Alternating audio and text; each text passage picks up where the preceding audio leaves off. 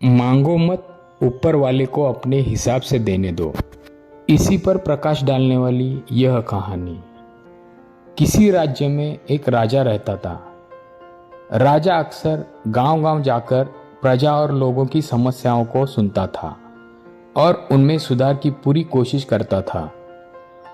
उसकी कर्तव्य निष्ठा के चर्चे दूर देशों तक फैले हुए थे। ऐसे ही एक बार राजा किसी गांव में प्रजा की समस्याओं को जानने के लिए भ्रमण पर निकले हुए थे। उसी दौरान राजा के कुर्ते का एक बटन टूट गया।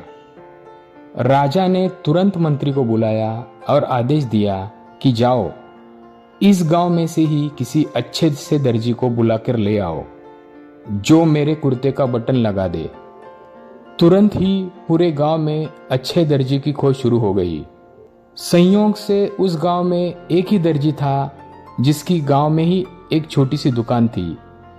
दर्जी को राजा के पास लाया गया। राजा ने दर्जी से कहा, मेरे कुर्ते का बटन सिला सकते हो? दर्जी ने कहा, जी हुजूर, ये कौन सा मुश्किल काम है। दर्जी ने तुरंत अपने थैले से धागा निकाला और राजा के कुर्ते का बटन लगा दिया।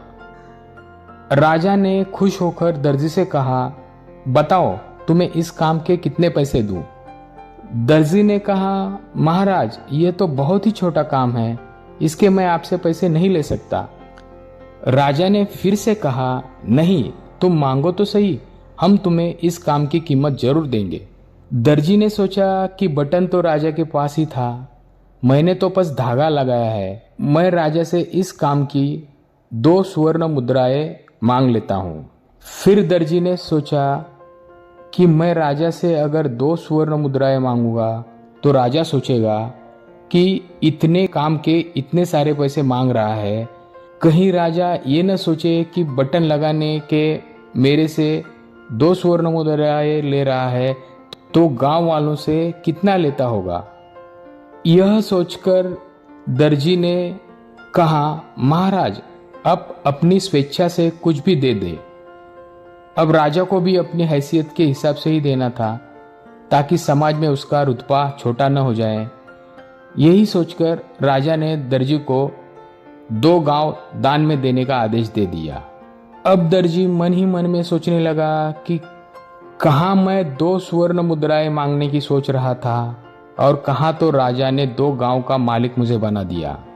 दोस्तों, हम लोग भी उस दर्जी के समान अपनी क्षमता से सोचते हैं और भगवान से कुछ न कुछ अपनी हैसियत से मांगते हैं, लेकिन क्या पता ईश्वर हमको उनकी देने की क्षमता के अनुसार कुछ अच्छा और कुछ बड़ा देना चाहता हो। गीता में भगवान श्री कृष्ण ने कहा भी है कि कर्म करो, फल की इच्छा मत करो। जब आप भगवान पर सब कुछ छोड़ देंगे तब वह अपने हिसाब से आपको दे देगा।